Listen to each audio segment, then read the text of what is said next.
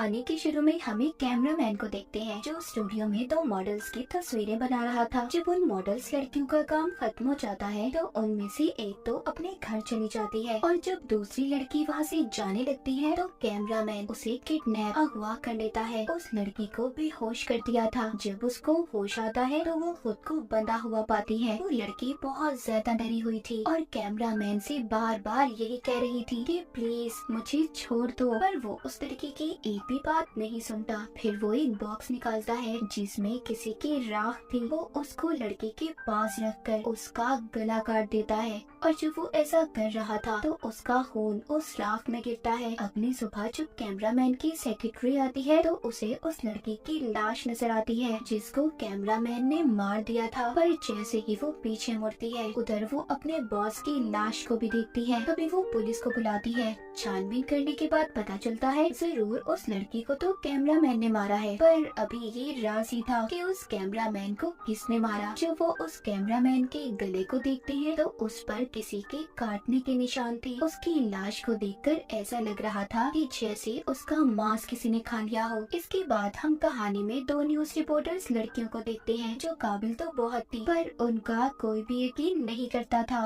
वो जब दोनों अपने ऑफिस में जाती हैं तो उनका बॉस उनसे कहता है कि इस केस के बारे में पता करें कि आखिर उस कैमरामैन की मौत कैसे हुई, उसे इतनी बेदर्दी से किसने मारा। अब वो दोनों एक लैब की लड़की से मिलते हैं। वो उसको होटल में खाना खिलाती है और इस केस के बारे में पूछती है। वो लड़की उन दोनों रिपोर्टर्स को बताती है कि उस कैमरामैन ने तो लड़की को मारा है। हमें उसके घर से कुछ मोमबत्तियां मिली। उन्हें देखकर ऐसा लग रहा था कि जैसे वहाँ पर कोई रिचुअल, कोई जादू हुआ हो। और कैमरामैन की गर्दन पर किसी के दांतों के निशान थे कि जैसे किसी ने उसके गले को चबा कर खाया हो। ये दोनों जब ये सुनती हैं तो काफी परेशान हो जाती हैं और सोचने लगती हैं कि ऐसा आदमखोर कौन हो सकता है जो इंसानों को ऐसे खौफनाक तरीके से खा रहा हो। इसके बाद हमें सैंड्रा नाम की एक लड़की दिखाई जाती है जो योगा करके अपनी गाड़ी की तरफ जा रही थी। जैसे ही वो अपनी गाड़ी में बैठने लगती है तो कुछ लोग आकर उसकी गाड़ी को चुरा कर ले जाने वाले थे, पर तभी जब वो गाड़ी को चुरा कर भाग रहे थे तो पहले ही सैंड्रा की गाड़ी में कोई मौजूद था जो उनको काफी बुरी तरह मारता है और फिर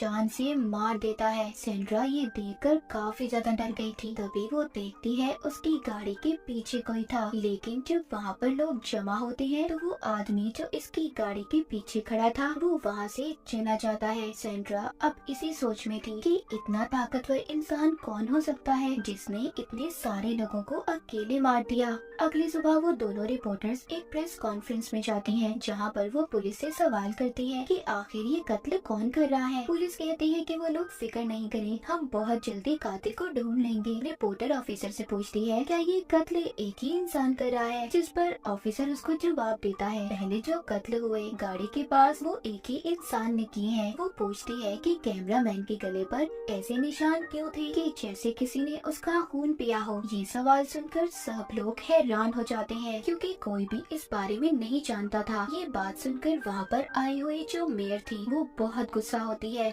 और वो रिपोर्टर लड़की से कहती है कि आइंदा के बाद तुम इस कॉन्फ्रेंस में नहीं आओगी, तो तुम्हारी जगह कोई अच्छा रिपोर्टर आएगा जो हमसे अच्छे सवाल पूछेगा। और वो ये बात इनके बॉस को भी बता देती है, जिस पर इनका बॉस इन्हें बहुत डांटता है। बॉस को भी उनकी बातों पर यकीन नहीं था। वो पूछते हैं कि आखिर तुम्हें ये खबरें देता कौन है। वो कहती है हमारे खास लोग जो पुलिस में शामिल हैं। जब ये दोनों अपने घर पर थी ये सोचती है कि क्यों ना हम अपने अकाउंट पर कुछ पोस्ट करें इन सब कत्लों के बारे में, क्या पता हमें कुछ पता चल जाए। तभी इन्हें लैब में काम करने वाली लड़की का फोन आता है। वो उन्हें बताती है जिन भी लोगों का हमने डीएनए का टेस्ट किया है वो एक ही आदमी है जो सबको मार रहा है, पर जो उस मॉडल लड़की की मौत हुई वो तो कैमरामैन ने ही की थी। अब ये दोनों इन सब बातों का पता करने कैमरामैन की ऑफिस में जाती हैं जहाँ पर सबसे पहला कत्ल हुआ था। जब ये वहाँ पर जाती हैं तो वहाँ पर इन्हें एक बॉक्स मिलता है। ये वही था जो हमने कहानी के शुरू में कैमरामैन के हाथ में देखा था, पर अब उस बॉक्स में राख नहीं थी। छानबीन करने पर इन्हें जादू का सामान भी मिलता है जिसे देखकर इन्हें पता चलता है कि यहाँ पर जरूर किसी ने कोई जादू किया होगा। वो दोनों सब चीजें देखकर सोचती हैं कि जरूर वो कैमरामैन किसी कल्ट, किसी ग्रुप का आदमी होगा जिसने यहाँ पर जादू करके किसी को जिंदा किया है, और वो वही इंसान है जो जिंदा होकर अब सबको एक एक करके मार रहा है। अब जब सब इन दोनों को पता चल गया था, लेकिन ये दोनों सोचती हैं बिना सबूत के कोई भी इनकी बातों पर यकीन नहीं करेगा, इसलिए ये दोनों फैसला करती हैं कि पहले ये सबूतों को इकट्ठा करेंगी। उधर सेंड्रा,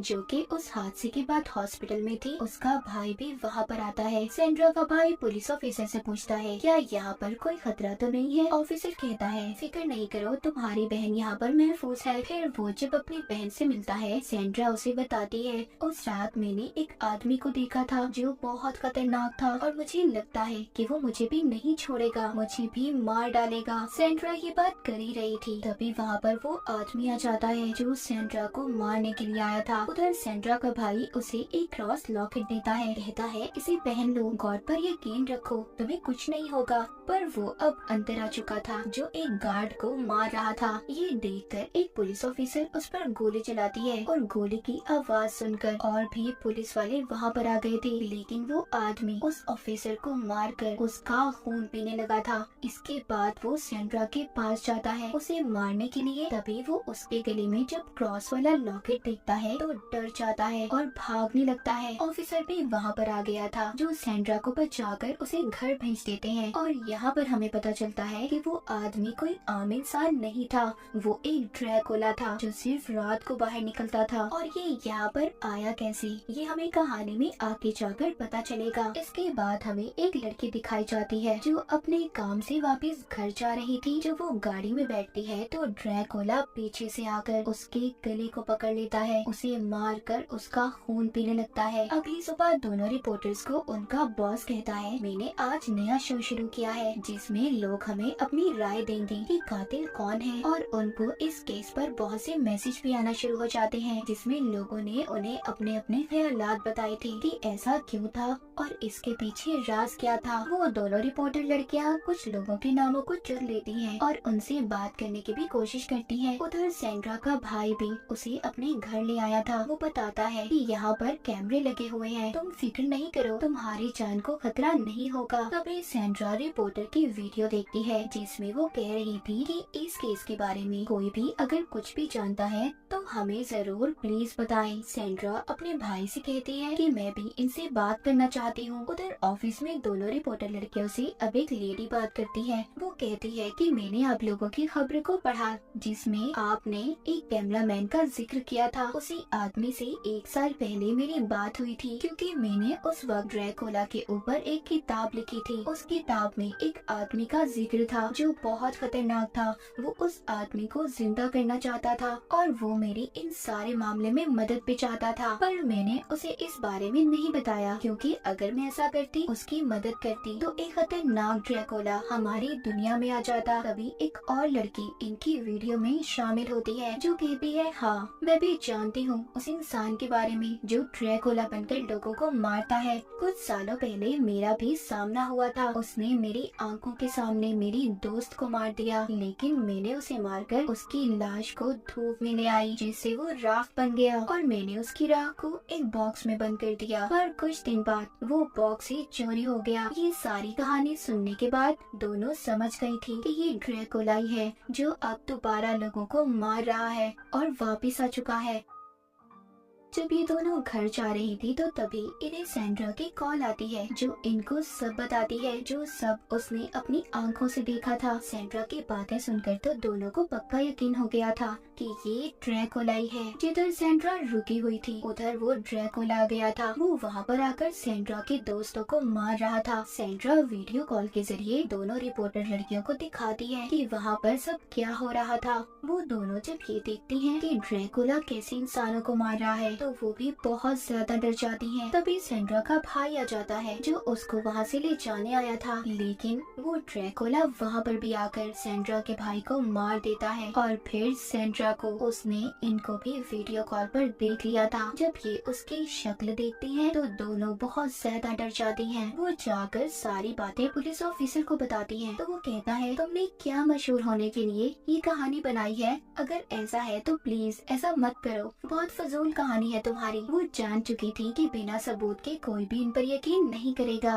वो सोचती है कि दिन के वक्त वो ड्रैकुला आखिर रहता कहाँ होगा। वो उसके लिए हथियार भी बनाती हैं ताकि ये उसका सामना कर सके। एक दिन इन्हें एक आदमी का फोन आता है जो इनकी मदद करना चाहता था। वो अब इन दोनों को अपने ऑफिस में बुलाता है। ये पूछती है कि आखिर उन्होंने यहाँ पर क्यों बुलाया है। वो आदमी बताता है कि हमारी डीलर कंपनी है, हम लोग घर बनाकर बेचते हैं। उन्हें बताता है कि मेरे पास एक दिन एक आदमी आया था जिसने मुझे कहा कि मुझे एक ऐसा घर चाहिए जो बिल्कुल वीरान हो और बहुत सुनसान जगह पर, वहाँ पर कोई आता जाता ना हो। मैंने उसे वो घर दे दिया था। वो दोनों सुनकर कहती है कि आखिर ये सब बातें आप हमें क्यों बता रही हैं? वो आदमी कहता है हो सकता है जिस ड्रैकुला की तलाश तुम कर रही हो वो वहीं पर हो। वो उन दोनों को वहाँ की चाबियां भी दे देता है। दोनों अब वहाँ पर जाने का फैसला करती है। जब ये दोनों वहाँ पर जाती हैं तो वो बिल्डिंग वाकई सुनसान थी। ये वहाँ पर सबूतों को इकट्ठा करने लगती हैं, पर उन्हें वहाँ पर कोई सबूत नहीं मिला था, इसीलिए अब ये दोनों वापस जा रही थी। लेकिन तभी उनकी नजर एक अखबार पर पड़ती है जो 2 हफ्ते पहले का था। उसे देखकर वो सोचती हैं कि अगर यहाँ पर कोई नहीं रहता तो ये अखबार यहाँ पर कैसे आया होगा। तभी वो एक लड़के की लाश को देखती हैं। उधर ही वो ड्रैकुला भी था जो इसका पाँव पकड़ लेता है और इन पर हमला कर देता है। ये दोनों जब यहाँ से भागने की कोशिश करती हैं तो ड्रैकुला ने इनको पकड़ लिया था और बहुत मारता है। उनका खून पीने की भी कोशिश करता है, लेकिन वो दोनों भी हार नहीं मानती, उस पर हमला करती है।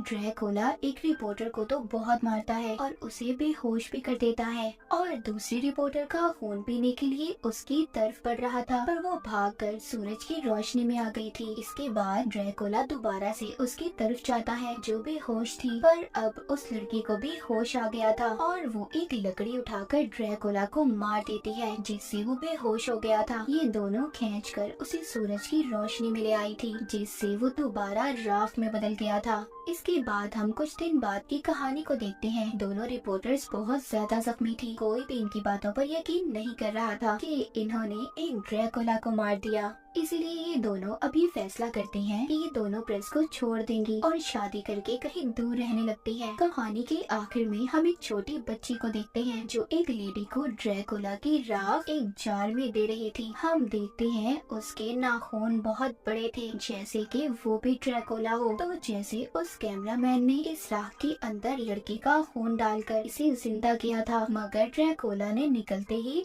उसको भी मार दिया। फिर दोनों रिपोर्टर्स ने अपनी बहादुरी से उस ड्रैकुला को मारा, मगर उस ड्रैकुला की राख जब तक इस दुनिया में रहेगी तो कोई ना कोई इंसान उसे अपने फायदे के लिए लड़की का खून उसमें डालकर इसे जिंदा करेगा और ये ड्रैकुला फिर से दुनिया में तबाही फैलाने आएगा। और इसी के साथ ही कहानी यहीं पर खत्म हो जाती है।